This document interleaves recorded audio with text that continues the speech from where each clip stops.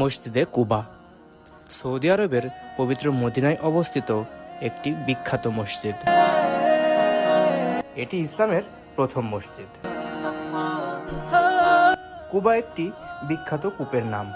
সময়ের পরিক্রমায় এ কূপকে কেন্দ্র করে যে জনবসতি গড়ে উঠেছে তাকেও কুবা বলা হতো।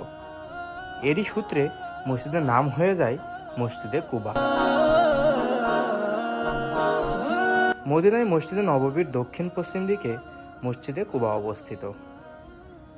মসজিদে নববীর থেকে এর দূরত্ব মাত্র 5 কিলোমিটার।